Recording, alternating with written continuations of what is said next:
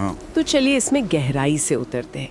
आज हमारे पास जो सोर्स मटेरियल है वो भारतीय सिनेमा में एक बहुत बड़ी हलचल की तरफ इशारा कर रहा है। हाँ, हलचल से भी ज्यादा ऐसा लग रहा है कि एक पूरा नया जॉनर बन रहा है। बिल्कुल, हमारी पौराणिक कथाओं को हॉलीवुड लेवल की तकनीक से मिलाकर एक नया माइथिक एपिक जॉनर बनाया जा रहा है ना? और इसकी नजर सिर्फ भारत पर नहीं बल्कि पूरी दुनिया पर है। हाँ, और माइथिक एपिक शब्द यहाँ बहुत जरूरी है। ये सिर्फ माइथोलॉजी नहीं है, ये हॉलीवुड के एपिक स्केल को हमारी कहानियों के साथ मिला रहा है। सही है। और इसी बदलाव को समझने के लिए आज हम 2 फिल्मों पर फोकस करेंगे। एक तो 2024 की सरप्राइज सुपरहिट हनुमान, और दूसरी 2027 की बहुप्रतीक्षित मेगा बजट फिल्म वाराणसी। बिल्कुल। अच्छा, तो हनुमान से ही शुरू करते हैं। मुझे ये बात बहुत हैरान करती है कि लगभग 40 करोड़ के, मतलब आज के हिसाब से मामूली बजट में उन्होंने ऐसा क्या किया जो इतने बड़े स्टूडियोज नहीं कर पाए। यही इस फिल्म की सबसे बड़ी कामयाबी है। ये एक तरह से इस नए मॉडल का प्रूफ ऑफ कॉन्सेप्ट बन गई। मतलब इसने साबित कर दिया कि कम बजट में भी भारतीय पौराणिक कथाओं और मॉडर्न वीएफएक्स को मिलाकर एक ऐसी ब्लॉकबस्टर बनाई जा सकती है जो दुनिया भर में 300 से 350 करोड़ कमा ले। और कहानी भी बहुत सीधी की है ना? बहुत सीधी। हाँ। एक काल्पनिक गांव का लड़का जिससे हनुमान जी की शक्ति मिलती है। बिल्कुल। लेकिन उसमें ह्यूमर, भक्ति और एक्शन का जो बैलेंस था उसने दर्शकों को जोड़ लिया।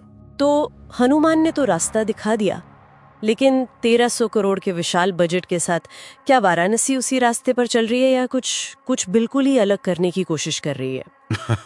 आप जो विशाल शब्द इस्तेमाल कर रही हैं वो भी शायद छोटा पड़ जाए इसके लिए। अच्छा। ये महत्वाकांक्षा को एक औद्योगिक स्तर पर ले जा रही है।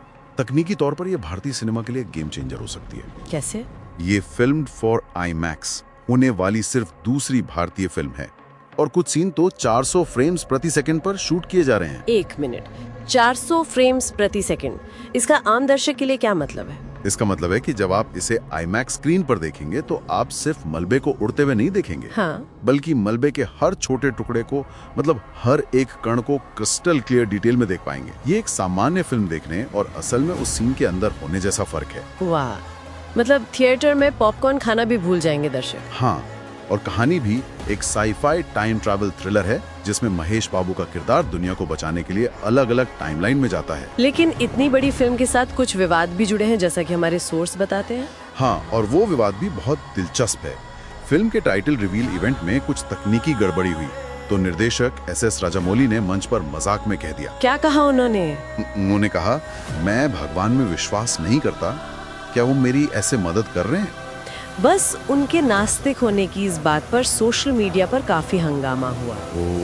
कुछ संगठनों ने तो उन पर हिंदू पौराणिक कथाओं का शोषण करने का आरोप लगाते हुए पुलिस में शिकायत भी दर्ज करा दी। यहाँ एक अजीब विरोधाभास दिखता है। एक तरफ निर्देशक के बयान पर इतना बड़ा विवाद और दूसरी तरफ जब टीजर में भगवान राम का एक शॉट दिखाया गया तो दर्शकों ने उसे रोंगटे खड़े कर देने वाला बताया। बिल्कुल, और इसी बड़े स्केल ने इंडस्ट्री में एक रामायण रेस भी छेड़ दी है। हाँ, हनुमान की सीक्वल जय हनुमान की टीम पर अब अपनी फिल्म जल्दी पूरी करने का दबाव है ताकि वाराणसी का ये विशालकाय स्तर उन पर हावी न हो जाए। समझ गए। लेकिन जिस डिजिटल स्पीड से वाराणसी का टीजर वायरल हुआ, वही स्पीड एक दोधारी तलवार भी तो है। आपने बिल्कुल सही नस पकड़ी है। जब ये सही चीजों के लिए काम करती है तो कमाल करती है, लेकिन जब गलत हाथों में पड़ती है तो समाज के लिए बहुत खतरनाक हो सकती है।